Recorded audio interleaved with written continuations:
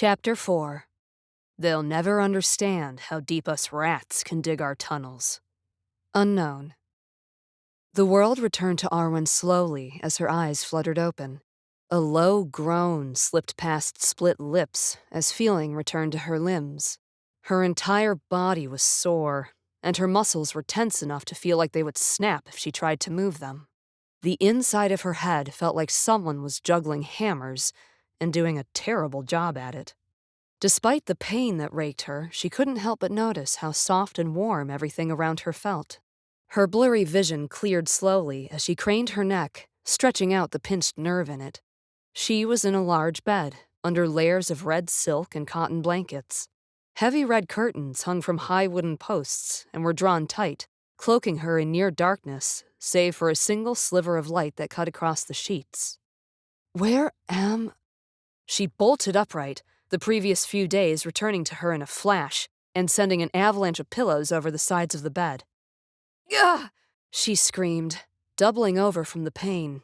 She sat frozen, her body shaking.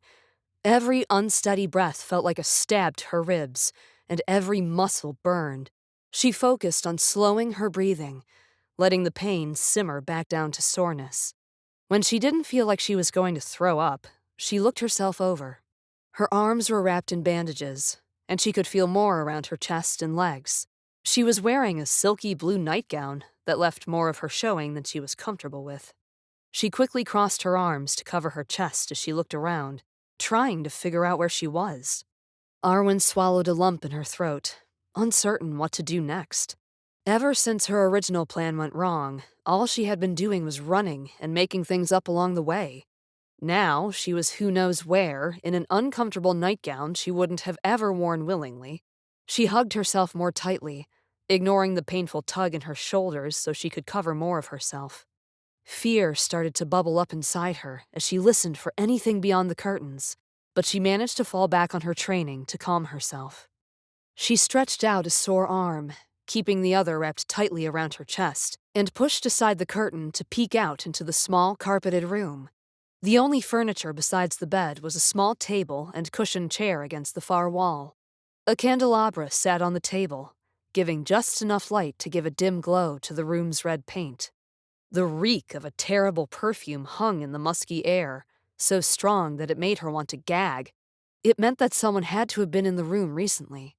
The idea of someone having watched her sleep made her squirm and tighten her grip around herself, even if it brought a sharp stab from her chest. She needed to leave now, and what's more, she needed her sword. She felt utterly wrong without her precious blade in her hands. Losing her blade would have sent her into a rabid panic if she hadn't quickly spotted it on the nearby table, resting on top of a pile of fresh clothes. The relief she felt at the sight made her momentarily forget about her pain and predicament. Her fingers itched to wrap themselves around the familiar worn leather of the handle. She slowly gathered up the topmost, and lightest, blanket. With a strained grunt and a wince, she pulled it around her shoulders to cover herself. "Okay, Alwyn, halfway there," she said motivationally. She took a few deep breaths to steel herself for what she knew was going to be agony. With one last sharp breath, she pulled her legs free of the covers and swung them over the side of the bed, her legs throbbing. She waited for the burning to fade away again, breathing deeply. She could feel the red carpet under her feet. It felt strange to feel carpet again after so many weeks on rough, cold ground and leather boots. She had almost forgotten how soft it could be. She looked down, noticing just how much the silky blue nightgown didn't fit her when she spotted how much of her bare legs were showing. "Of course," she mumbled miserably. No one ever made anything feminine in her size. She prepared herself again and pushed off the bed, only for her legs to immediately fail her. Fiery pain shot from her knees as they struck the ground, and she crumpled into a withering heap on the floor. It was all she could do to stifle a scream as her body constricted from the pain that tore through it. Tears collected in her eyes as hissing breaths raced from her lungs. She didn't wait for the pain to stop. Planting her hands firmly on the ground, she forced herself up, even as her muscles fought back with painful spasms. and hot needles dug into her bones. She tensed her legs when she was on her feet again to stop them from collapsing, and slowly, one unsteady step at a time, started walking. Sweat was pouring down her face by the time she reached the table. She wanted to collapse into the cushioned chair and fall back asleep, but she forced herself to stay standing. She hastily grabbed the leather handle of the blade with a sweaty palm, and suddenly, everything seemed like it was going to be all right. The familiar touch drained away all her fear and anxiety, and a calm settled over her. She examined the clothing under the sword. The essentials were there: beaten long pants, a stained white shirt, scratched up boots, and even a jacket that only had a single stitched up hole in it. She was disheartened to see that everything else she had gathered during her time running and hiding was gone. The maps, the compass, the bag of edible seeds and berries she had foraged together, and the coins she had found lying about were all gone. Knots, or whatever this blasted country called its currency. "At least I have you," she said thankfully to the sword, gripping it more firmly. The entire blade, except for the leather bindings of the handle, was a solid white, but when the light flickered on it just right, a bluish hue glimmered over its surface. Arwen changed quickly, or at least as fast as she could, and found they were a decent fit, so that had to mean they were men's clothing. Her sword dragged on her arm and shoulder almost painfully, but she couldn't care less now that it was back in her hands. A thought came to her, and she grimaced at the blade before glancing at the door. Her spirits sank at the idea of fighting her way out of wherever she was. It would be impossible for her to swing her sword in any meaningful way, or aim her rifle for that matter, but she might be able to get a lucky shot. She pulled the lowest of the two small triggers near the top of the handle, and on command the blade changed its shape, twisting and folding with the sound of tiny gears and shifting metal. It seemed louder than normal in the tiny room, and for a heartbeat, she was scared someone outside might hear the weapon. The weapon's shifting was like a small earthquake in her weak arms, and it nearly shook itself free of her grip, which forced her to grip the handle with both hands to keep it steady. With the rifle ready, she braced herself and took a step towards the door. Her right leg failed her, and with a painful creak from her ankle, she fell. Her knee smashed against a worn-out section of the carpet and onto the hard stone below it. It felt like glass had suddenly been shoved into her leg, and she yelled out from the stabbing pain. She quickly clamped a hand over her mouth to kill the scream. Her heartbeat quickened, and her eyes locked onto the door, waiting for someone to come through to investigate the sound. No one came, and Arwen slowly let her hand drop from her mouth. One last pained sob escaped her before she was able to gain control of her throat again. "I won't be able to do anything like this," she yelled at herself in her head. If her own body didn't kill her first, then those war mages with the soldiers would. She wouldn't make it to the end of the block. She needed to get home and warn everyone about what Vaporous was planning. Her mind worked in a frenzy to come up with some idea to get her home, some method from her training she'd overlooked, some strategy from all those old military textbooks she read, An idea came to her suddenly. That boy who helped her before. Nathan, wasn't it? That mysterious letter said she would get help from the Verlorens, and he seemed eager enough. It didn't sit right with her to just use someone, but her mission was too important. She beat down the guilt as best she could, even as it left a terrible taste in her mouth and twisted her stomach.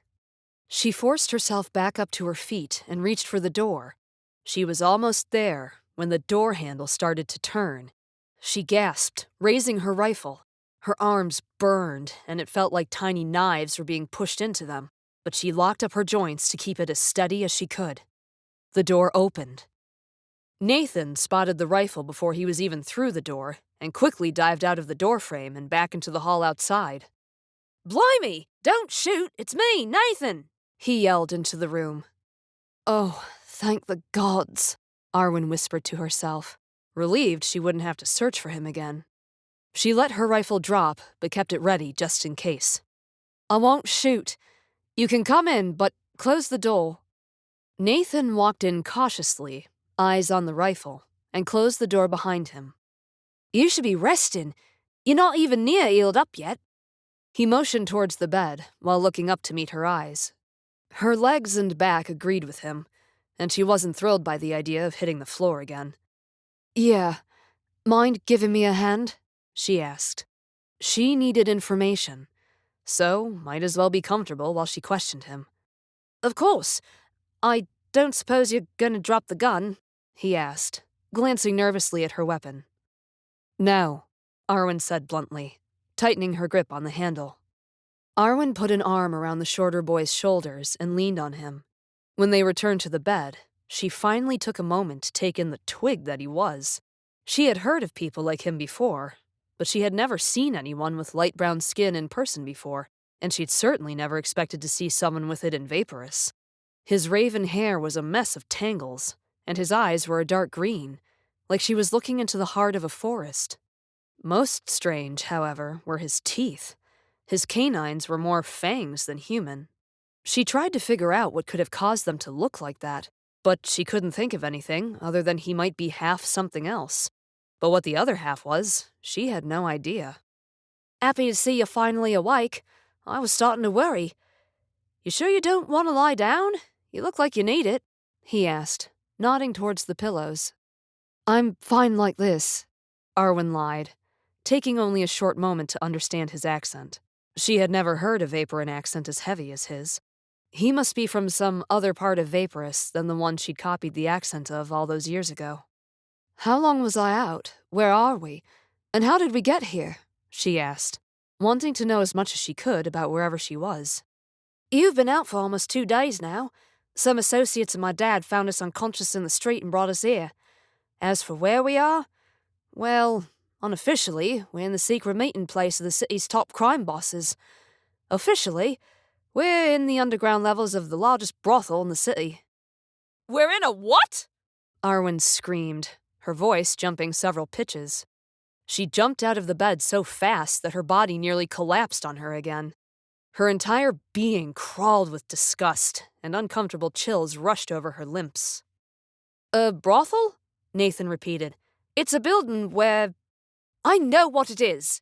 Arwen snapped at him.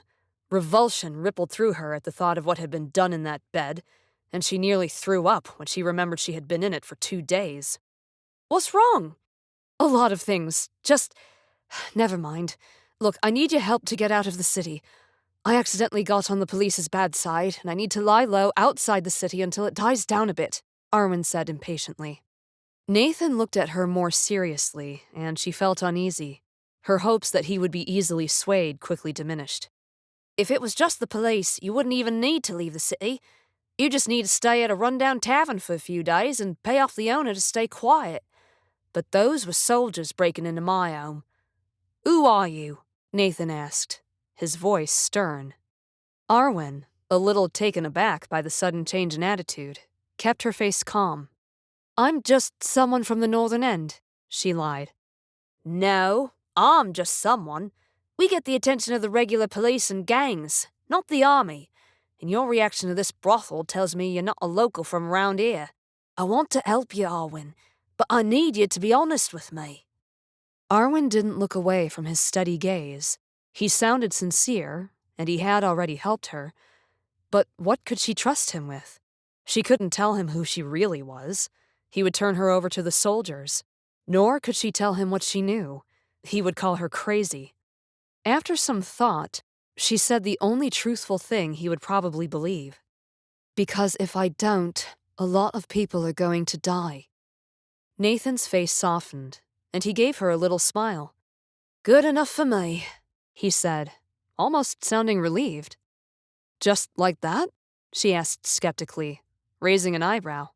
She expected it to be a little harder than that. "Just like that," he nodded. "How about I go get you some food? You must be starving." Arwen didn't need to answer. Her stomach beat her to it with a loud, rumbling growl. Nathan smiled almost knowingly.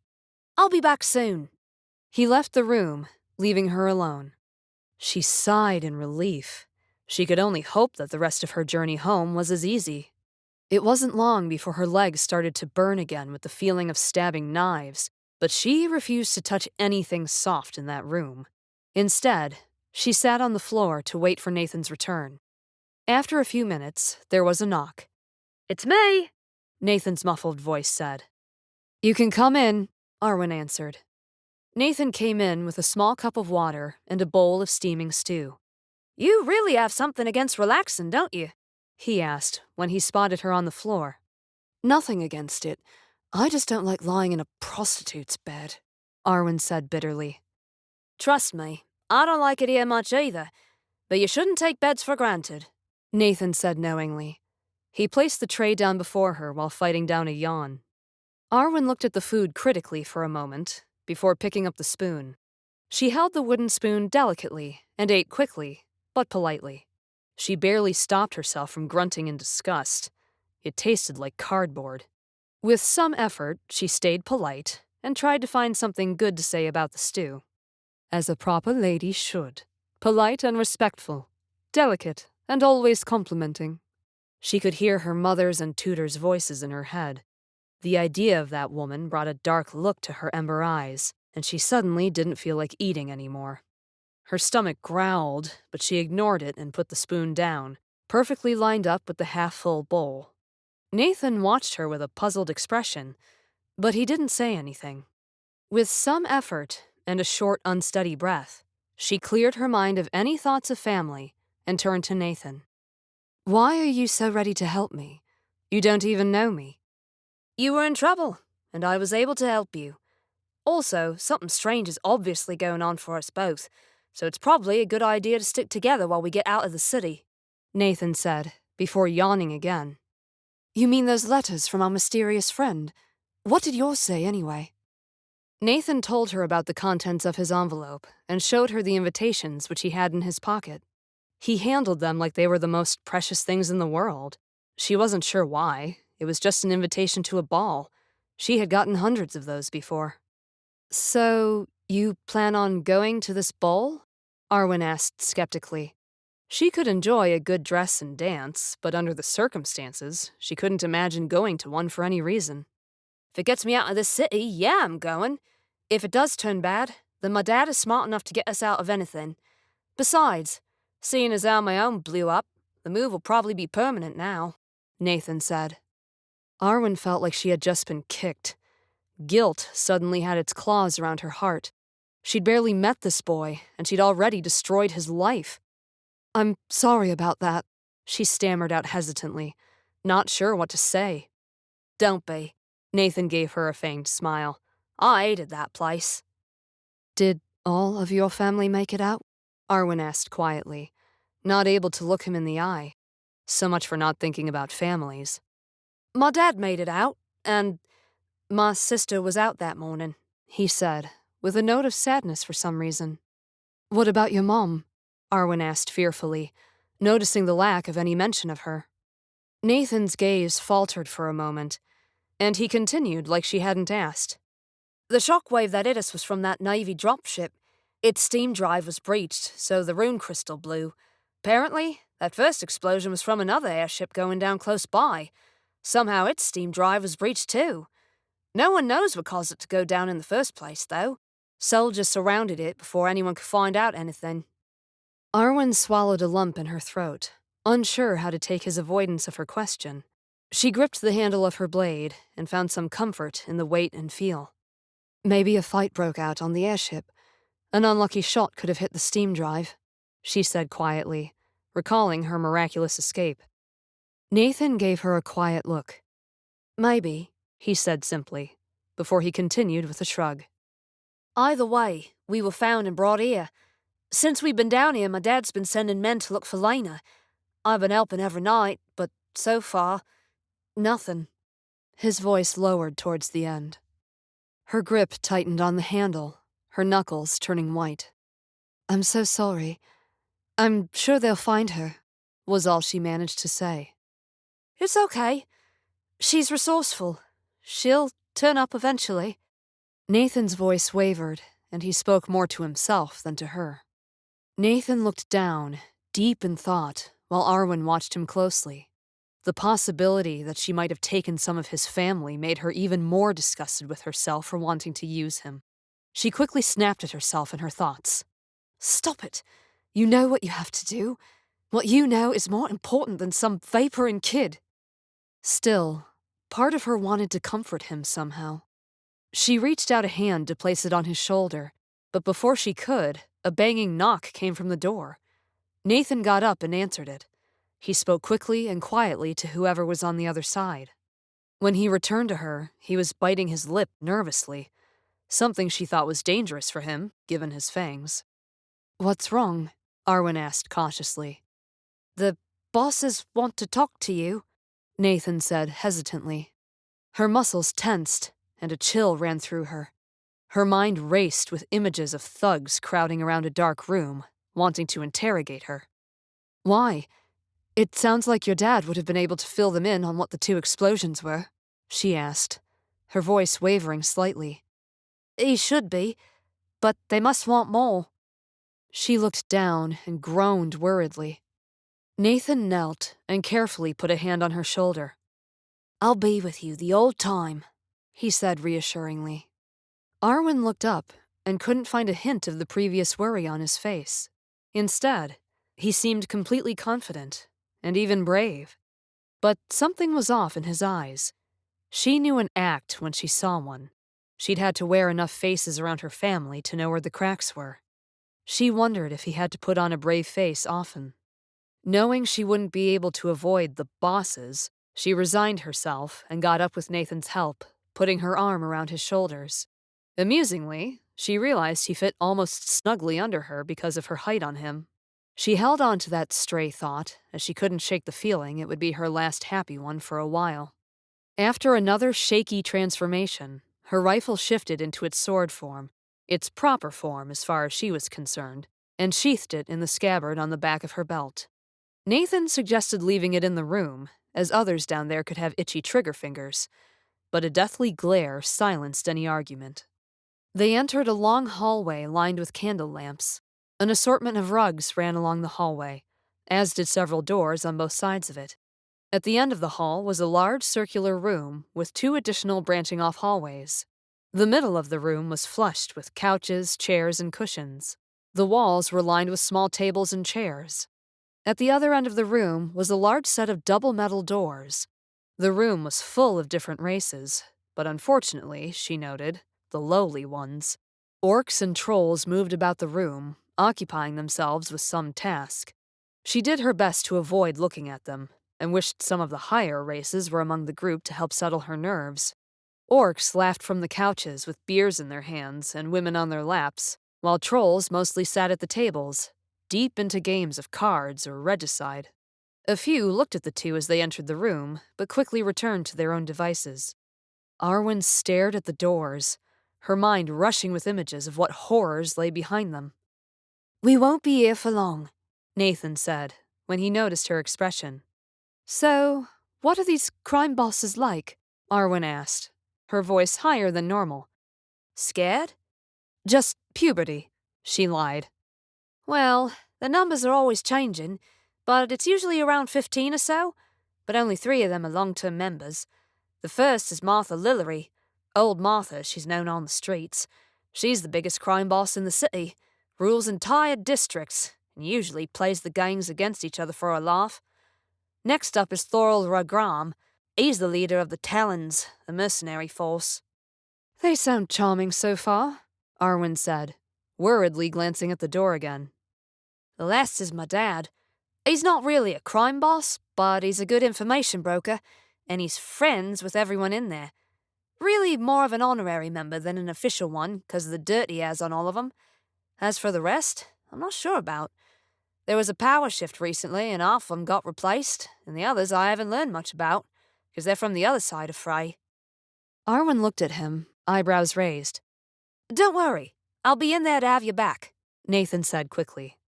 She jumped as the doors at the end of the room opened with a loud screech, and the room died down as heads turned to the doors.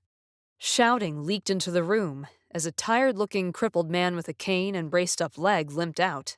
With a flick of his finger, the metal door slammed behind him, silencing the yelling on the other side. He limped across the room, mumbling to himself.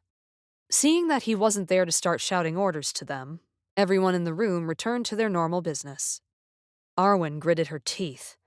A magic user like her, and a powerful one too, it seemed, by how little he needed to move to manipulate the doors.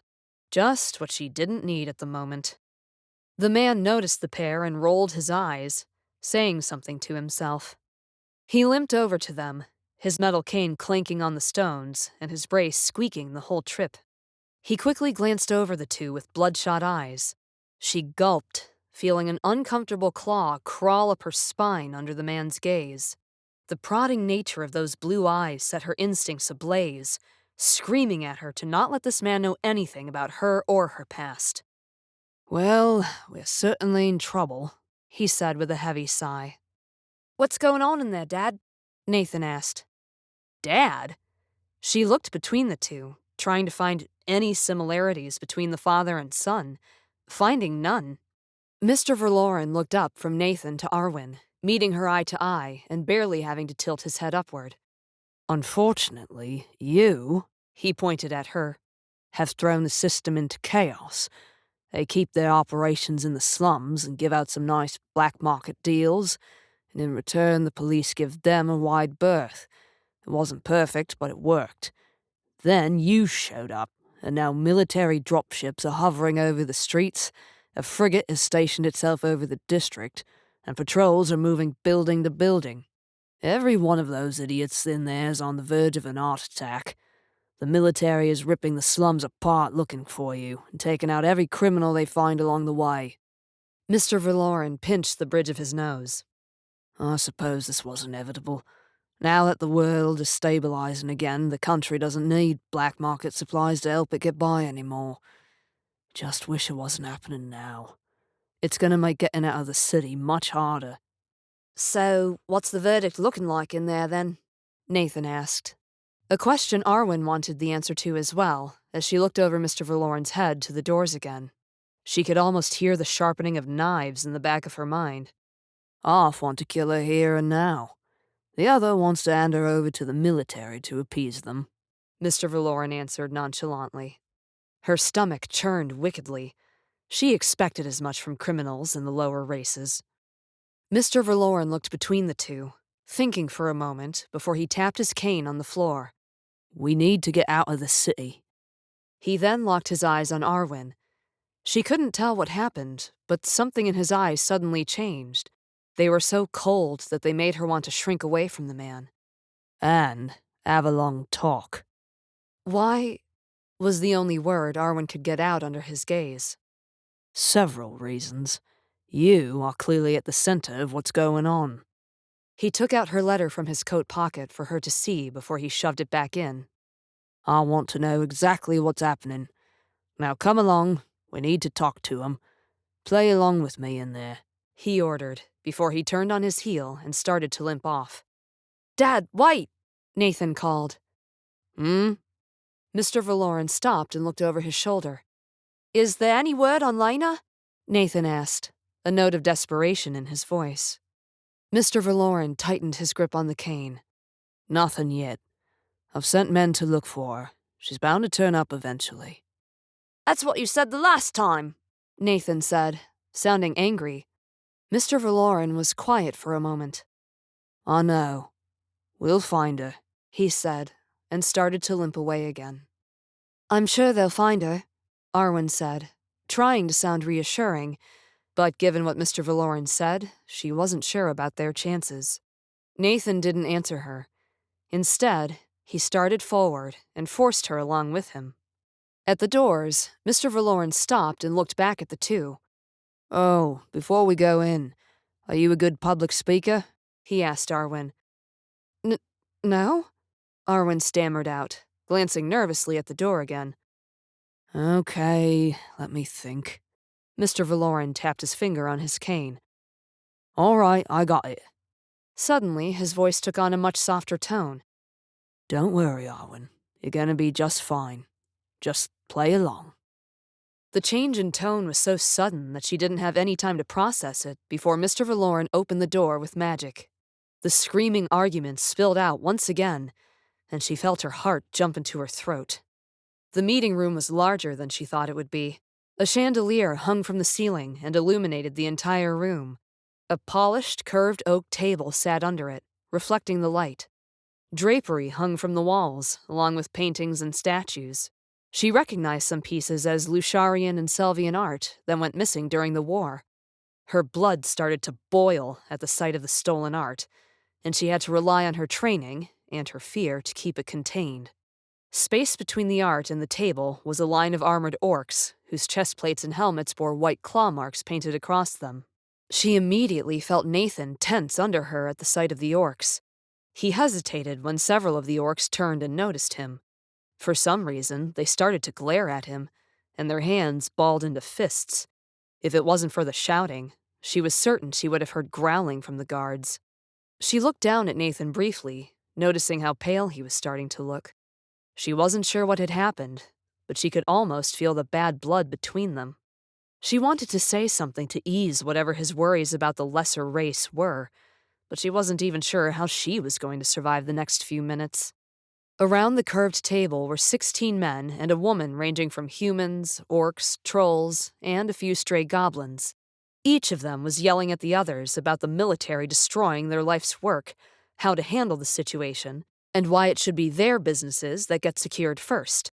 The only ones among them who weren't yelling were an old woman and an orc who sat at the head of the table with bored expressions.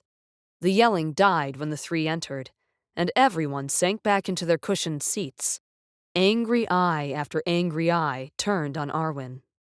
The small, frail-looking old woman looked at her with dark eyes, her bored expression slowly curling into a tight smile. An ugly green dress hung off her like a shower curtain, and only just hid a hunch on her back. Tight skin clung to her bones, and almost reflected some of the light glittering from the mountains of jewelry around her neck and fingers. She was the most snake-like woman Arwen had ever seen.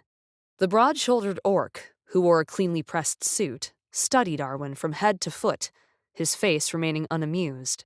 His ashen-gray skin was lighter than most of his kind, and made his dirty brown eyes seem lighter than they were.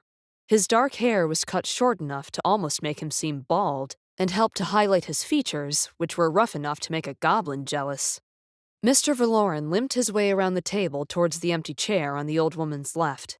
Each person he passed gazed at him as if waiting for a sign. The further from the old woman and orc they sat, the less important they seemed. Their clothing and postures degenerated, until those at the ends of the table seemed like street thugs. Mr. Valoran lowered himself into the empty seat, and with a loud, echoing yawn, said, "So, let's get started." The old woman's thin lips dropped their smile and turned into a scathing frown. "You can at least try and show you're concerned about the situation, Eric." Mr. Valoran rested his head on his hand. "I've been awake for a few days now. Please excuse my perceived lack of interest in our current state of affairs," he said nonchalantly. The woman's eyes narrowed, and her interlocked fingers tightened until a pop came from her knuckles.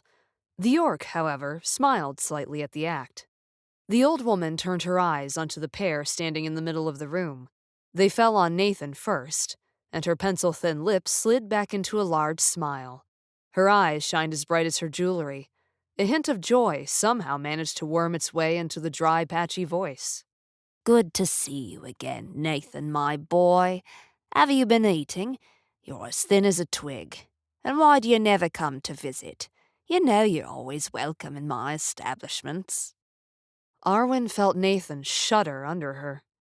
"Been a little preoccupied, Miss Lillery," he said, in a strained, polite tone that she noticed immediately, for she had used it herself numerous times. "We'll have to get you some food, then." Miss Lillery turned her smile back to Arwen, but there was no warmth in it like with Nathan. "Back to the matter at hand. This girl—" a goblin started. A throaty rumble came from the orc at Miss Lillery's right, silencing him immediately.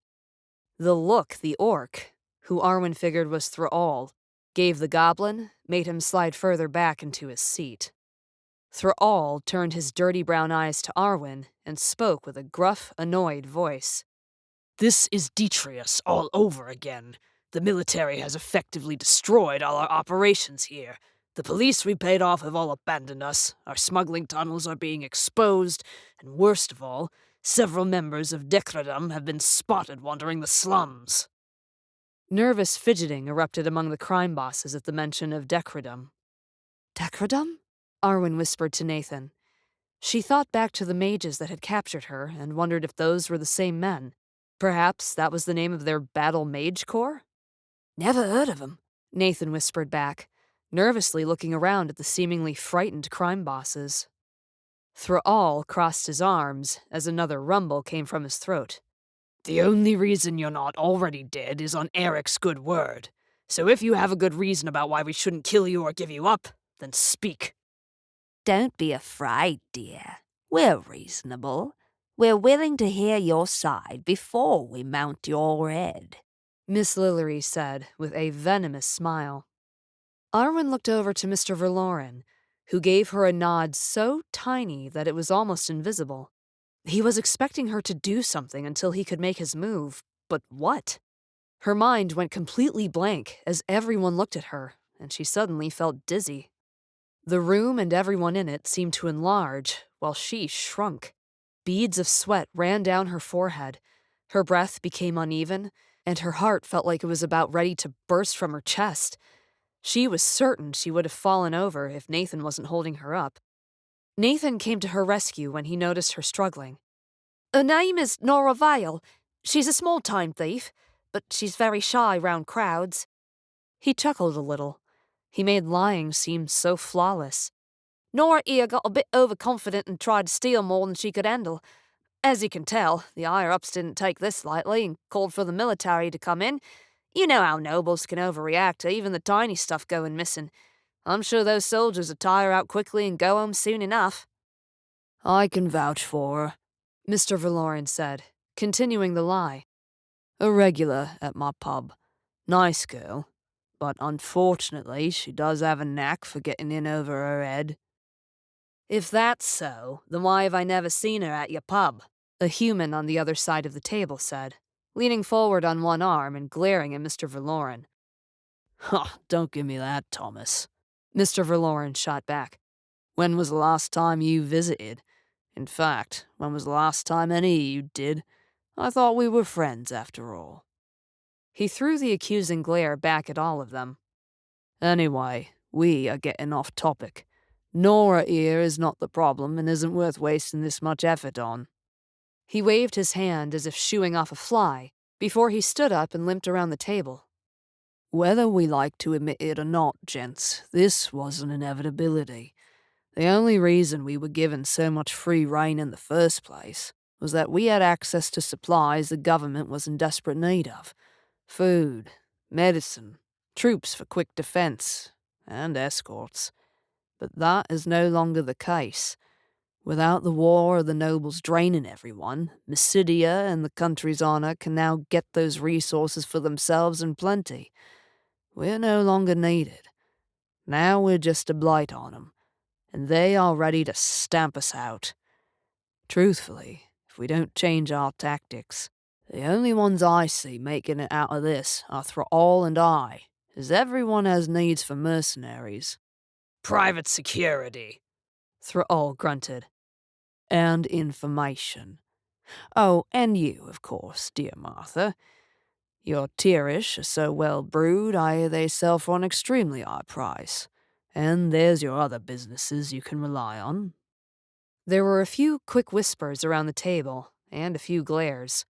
But we are partners, each and every one of us, so we must all adapt to this new situation together, not tear each other apart over what to do about one girl. But fear not, I have a solution to all of this. I have been growing my network outside the city in recent years, and I have recently gotten some men into Detrius. That's not possible. Ever since we were driven out, we've been trying for years to... A troll started, but Mr. Verloren cut him off. Exactly. You've been trying. Let's be honest here, everyone. Your specialties lie everywhere except the subtle insertion of someone into a governmental position. Something of which I am an expert in. My years of supplying accurate information to you all is a testament to that. Now, as I was saying, I have gotten some men in there, and I was planning a trip recently to embark to Detrius and consult with him. I wasn't going to leave for a few days, but these unexpected events are going to have to propel my plans forward toward a hasty departure. Detrius is a wall. Even if you got in, how are we supposed to benefit? Thrall asked, annoyed. Indeed. Do hurry to the point, Eric, Miss Lillery said with a bored sigh. Ah, Thrall, you only think about the big picture, never small, and small is where the magic happens. For example, if I get these men in office, then I can have them pull some troops away from the outskirts and back to the city. Then you can secretly drive some larger animals into the neighboring towns and villages, where your men can offer to protect them for a slightly reduced price. You'll have a protection racket all over the mountainside, and the commoners will never know it. Then you'll just have to wait until I get you inside the city.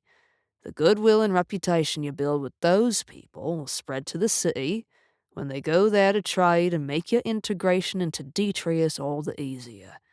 Then your big ideas can start to come to fruition. The Talon's formidable reputation will grow even greater. Mr. Verloren said. Thrall's frown slowly turned into a smile, wicked enough to make Arwen's skin crawl. And Martha, when I have control over some of the laws, I can loosen them enough for you to start moving your more illegal operations as well. It's cleaner major crime bosses, at worst just a few minor gangs that have cropped up over the years. So that's an entire underworld that'll be yours to create and mold as you see fit. And with you in control there, Thrall and the others can move in much easier. A hint of warmth came to the hunched woman's face at his words. Mr. Verloren went down the line to each man and woman, weaving a tapestry of ways to sneak their illegal activities into the city. As the scowls slowly started to turn to greedy smiles, Mr. Verloren hammered in the final nail. Gents, I'm not just planning a simple move here. I'm planning to put us all in permanent positions of power, so that none of us disappear under mysterious circumstances like so many before. And lastly, I will be able to use my new friends in power, He gestured to them all, to upgrade to a much nicer home, from which I'll be able to grow my network exponentially and instruct you all subtly. Seeing as we're changing locations, you must learn to move very carefully. I have been working on this for years, and trust me when I say everyone wins. But everyone looked at him with sudden worry, having become enthralled by his master plan and didn't want to hear a but to the plan. there is a crutch to this plan.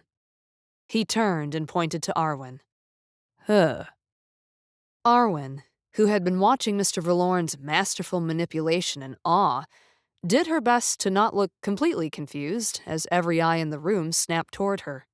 Mr. Verloren gave her a small smile, as if to say, "Don't worry, you're doing great." As I said, I only, relatively speaking, recently got some men into Detrius, and I'm still familiarizing myself with the laws of the city. The general laws for the entire country are easy enough to learn, but every duke and marquess loves to add their own touches to whatever city or stretch of land they're running. It's those little laws that trip us up oh so often. But to our luck, Nora here was a native to Detrius before unfortunate happenstance brought her here and into my good graces when she stumbled into my pub. She knows the laws there even better than I do. That knowledge will be critical for getting my men into places of power. So, I need her by my side, not rotting in some cell or worse. So trust me when I say I'll be giving her a right caning for the trouble she's caused here. He walked up to Miss Lillery, whose eyes had steadily grown larger with greed at Mr. Verloren's speech. What do you say, Martha? Mr. Verloren looked over. Thrall? Finally, he looked around. Everyone? The snake-like woman laughed so loudly it bounced around the walls. The dry laugh sent chills up Arwen's spine. She wasn't sure what it meant for her. Miss Lillery leaned forward and patted Mr. Verloren's shoulder. Eric, you dear showman, you always have a master ace up your sleeve. Very well. You may leave with the girl. I will ensure you have an escort for the trip, Thrall said. Arwen felt Nathan go stiff under her. She found herself worrying as well. The idea of an escort of orcs made her want to take her chances alone in the wilds instead. I have a few requests for who will be in that escort. Just some orcs that I've worked with in the past and I'm comfortable with. Mr. Verloren smiled slightly. Oddly, so did Thrall as he grunted and nodded. We can discuss the specifics later tonight, Miss Lillery said as she stood up from her chair. We will return in 2 hours. Until then, all of you do enjoy my humble business here. It's one of the few legal ones I have, so it's safe from the eyes of the military. Relax and have fun. She shuffled off to the doors as everyone started to disperse. When she reached them, she stopped. I look forward to our next meeting, Nathan. Always so nice to see you again, she said, in an almost grandmotherly tone as she pinched Nathan's cheek. Nathan smiled but didn't respond. Arwen immediately spotted the look of frightfulness hidden deep in his eyes as the old crone touched him. She stared at him like he was a mirror. Was that what she looked like when she had to feign kindness with her family's friends? I do hope to get to know you better in the future, Miss Lillery said to her with a cold smile. She looked at Arwen like she was a piece of meat to be judged before she shuffled out of the room. Like Nathan earlier, she shuddered. If she never saw that old woman again, it would still be too soon. Mr. Verloren limped over to them after the room had emptied. Not bad for something I just made up. Not completely. I know you've had a few contacts in Detrius for longer than just a few years, Nathan said as he furiously rubbed his cheek. Yes, but they don't need to know that. You two go back to Arwen's room, and don't leave unless you have to. Best not to wander around while I iron out the details of this. Dad, the Talons, Nathan started, sounding scared. I'll handpick the members of the escort. Only 2 of them will know who we are, and I trust them with my life. Nathan looked like he wanted to argue further, but he let the subject drop. Dad, please. I'd rather be up there helping search for Lena instead of in a room. She could be... His plea died off when Mr. Verloren put a hand on his shoulder. I know you're worried, Nathan. The gods know I am too.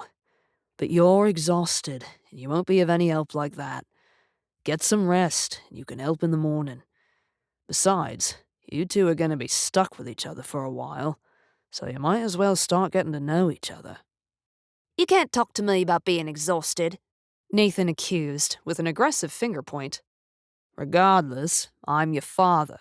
Now go, Mr. Verloren ordered before he limped past them. Wait! Gah! Nathan bared his fanged teeth a little at the retreating man. When they returned to the room, Nathan was almost dragging Arwen along. Her legs had reached their limit and were starting to refuse to support her. Every step felt like a flaming dagger was digging into her thighs, and she was sweating and gasping as if she had run a marathon. After helping her sit against a wall, Nathan sat across from her, legs crossed and eyes down. He took a few breaths and swallowed hard as his face started to scrunch up. Nathan? Arwen said softly. Nathan kept his eyes on the floor. I know we're supposed to be getting to know each other, but would you mind if I left for a little bit? He asked distantly, like his mind was 100 kilometers away. Of course not, she said, knowing where he was going to go. Besides, she needed time alone to process the day's events. Thanks. Nathan's voice was low. He stood and quickly left the room. Arwen watched him go. Once the door closed, she leaned her head back and closed her eyes. For the first time in weeks, she could fully take in her situation. What was she thinking coming to Vaporous? Thinking she could do this on her own. She'd be lucky to see her home again, to see anything that she once knew. Without the constant distraction of having to run and look over her shoulder every few minutes, the hopelessness of her situation rushed over her, threatening to drag her down into all the terror, desperation, and despair that she had been pushing away and ignoring. Now, her only hope to survive long enough to warn her home was to put her life in the hands of strangers. Tears appeared in her eyes, and before she could stop them, they slid down her cheeks. Her breaths grew short and ragged, and her shoulders shook. She took out her blade and gripped the handle tightly in her shaking hands. It was the only thing she had left that could bring her any true comfort. The only thing left she had of her. Vivi, I need you, Arwen cried out between her sobs.